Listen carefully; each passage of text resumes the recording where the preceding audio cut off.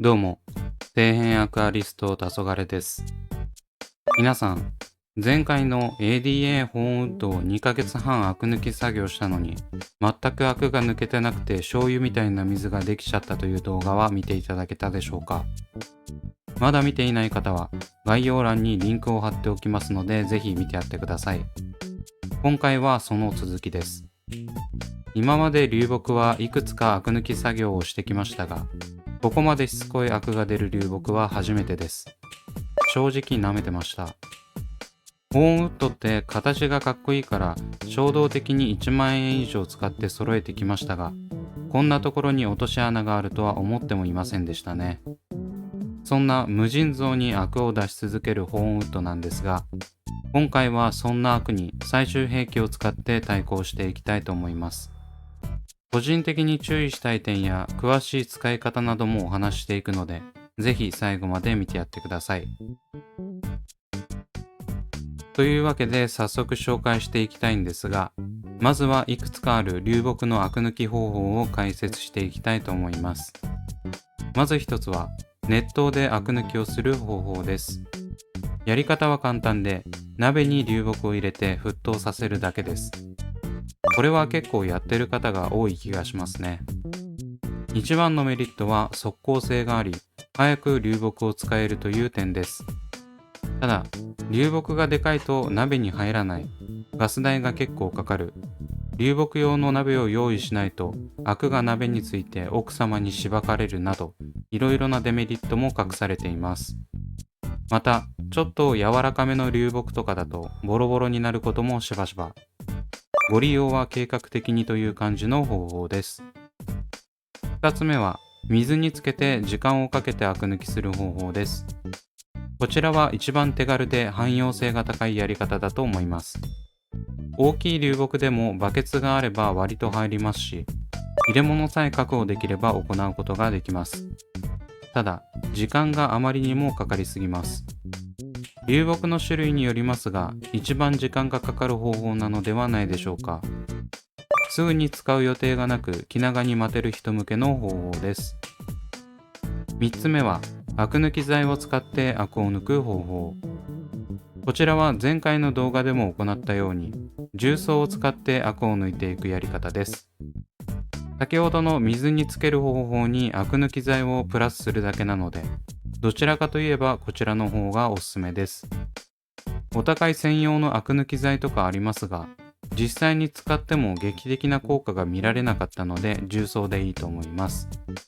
一説によると中身はほぼ重曹らしいので、個人的には高いアク抜き剤をケチって使うより安い重曹をドバドバ使った方がいい気がします。ちなみにこの3つを足した感じの方法が前回動画の自分のやり方です。バケツに流木を入れ、その上に重曹をドバドバかけた後、熱湯を注ぎ込んで数日おきに水を変えるといった感じで処理をしました。結果的に2ヶ月半経ってもコーヒーだか醤油だかわからないようなどす黒い水が出続けたんですけどね。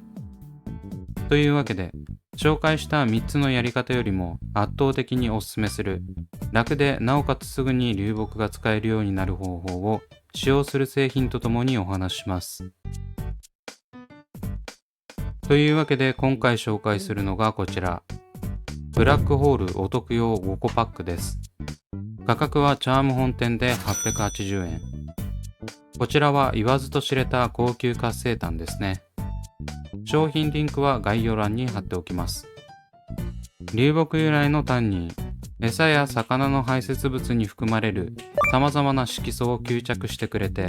おまけに水の臭さも取り除いてくれます。この水の嫌な匂いは微生物がほとんど分解しない有機物のようで、生物ろ過が効いたいわゆるこなれた水でも除去できない毒性があるとのこと。おまけに生態に悪影響を及ぼす残留塩素も取り除いてくれるとか。まあこれを入れたから軽き抜かなくていいよとはなりませんけどね。このブラックホールはとても評判が良く、水の黄ばみや汚れ、今回のようなアクも強力に吸着してくれます。今まで何回か使用したことはありますが、そこまでひどい黄ばみやアクが出たことはなかったので、本当にこのレベルのアクを取り除けるかはまだわかりません。ちなみに、普通の活性炭と何が違うのかというと、マクロの穴が広く、吸着できる物質が圧倒的に多いようです。他の活性炭と性質は同じだけど、品質が段違いにいいから効果も圧倒的に高いというわけですね。ただ、注意点として、活性炭全般に言えることですが、薬剤なども吸着するため、生体が病気にかかって薬浴をする場合などは取り除くようにしましょう。また、活性炭自体が弱アルカリ性で pH が上昇することがあるので注意。使用量は60センチ水槽には1パック、90センチ水槽には3パックと書いてあり、効果は2ヶ月間続くとのこと。正直、このブラックホールでこれほどまでに頑固なアクを吸着できるのであれば、わざわざ入れる前にアク抜きしなくていいですよね。そのままドボンしてアクが出なくなるまでブラックホール入れとけばいいわけですし。というわけで早速セッティングしていきます。基本的にこういった吸着露剤や化学露剤はろ過槽の最後ら辺に入れておくといい気がするので、一番最後に入れます。ちなみに入れていたゲルマットが1日でこんなに茶色になってます。どんだけアク出るんだよって話です。というか、ゲルマットもアク吸着してくれるんじゃねえのかって思うレベルですよね。というわけで取り出すと、結構固めの袋に入った活性炭が出てきました。裏には入れた日付が書けるところがあるんで、いつ入れたか忘れそうな人は書いておくといいかもしれません。そして、ろ過槽に入れる前に軽く水洗いした方がいいっぽいのでしてきました。あとはブラックホールを入れ、ゲルマットで蓋をすれば完成。蓋をしたらいつも通り予備水を行って、実際にアクが抜けるか確認していきます。いつも通り滞りなく水が出てきました。ちなみに排水パイプのキスゴムが古くてくっつかないのでこんな風にチューブラリンになってます。というわけで、ようやく最強の活性炭、ブラックホールを入れたので、これでこの茶色い水ともおさらばできると思います。何気に流木増やしてるんですけど、これもブラックホールの力を信じてのことです。というわけで、翌日の映像がこちら。全くアクが取れていません。正面から見るとなんか明かりの関係で薄く見えますが、先ほどと同じ斜めのアングルから見ると逆に濃くなってるまであります。斜め上から見ると余計ひどいですね。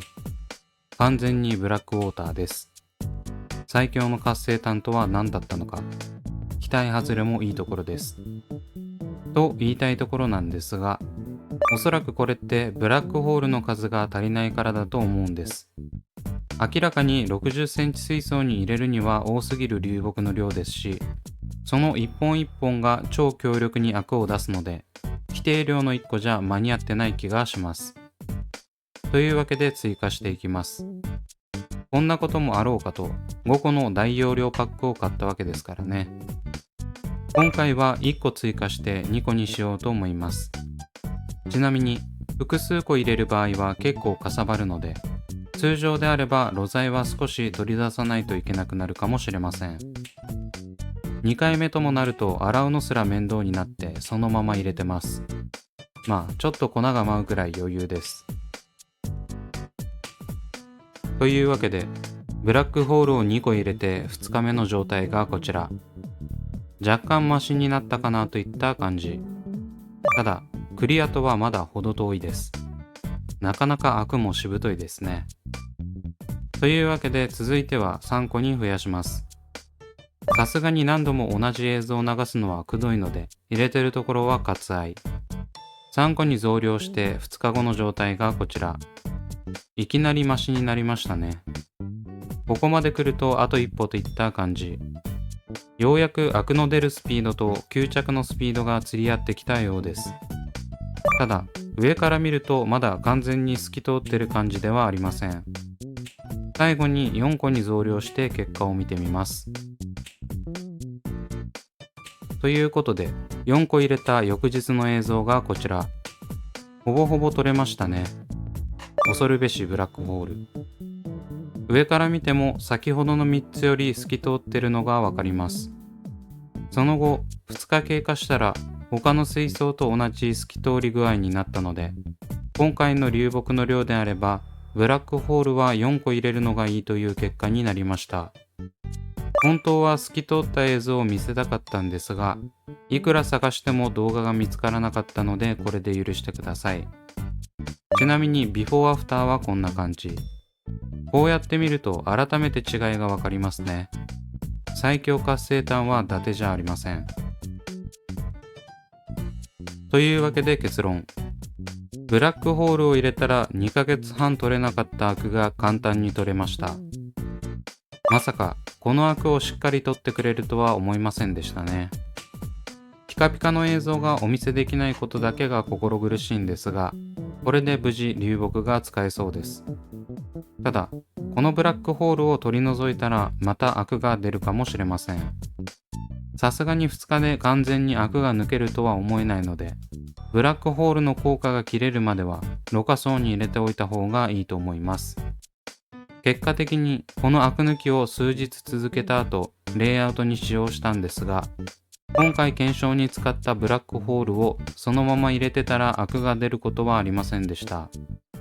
検証から2ヶ月以上経った現在も透き通った水をキープし続けてくれているので、極悪レベルでアクが出る流木も透き通る量のブラックホールを入れれば、あとは放置で完全に抜けきると思います。ということで、自分が実際に行ってみた結果、アク抜きはせずにそのままレイアウトに使ってろ過槽にブラックホールを入れておくというやり方が一番効率のいい流木のアク抜き方法だという結論に達しました。さすがに乾燥したままだと浮いてきちゃうので沈下処理はしないといけませんけどね。すぐにレイアウトに使えておまけに手間いらずという最強の方法です。今回使用した5個パックでも880円なので、通常の場合は2、300円くらいでこの方法が試せるわけです。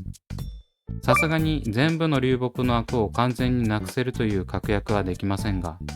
個人的にはこのブラックホールアク抜きが一番おすすめですね。ただ、ブラックホールの説明文に60センチに1個、90センチに3個とか書かない方がいい気はしました。注釈でアクが抜けない場合は追加してくださいとか書いてあると全然違うんですが、ブラックホール1個の許容量を超えた流木を入れていると、先ほどの映像のようにアクが取りきれないので意味がありません。たまにこれ使ってもアクが抜けなかった的なレビューを見かけますが、もしかしたらこの規定量を厳守して使用してたのかもしれないです。というわけで、早く流木が使いたい、アクが抜けなくて困ってるって方は、ブラックホールをアクが抜けるまで入れまくってそのまま放置しましょう。概要欄に商品リンクを貼ってますので気になった方はチェック。pH 上がるかもなんでそこら辺はしっかり水質管理してくださいね。というわけで今回はここまで。Twitter と Instagram もやっておりますのでそちらも見ていただけると嬉しいです。それではご視聴ありがとうございました。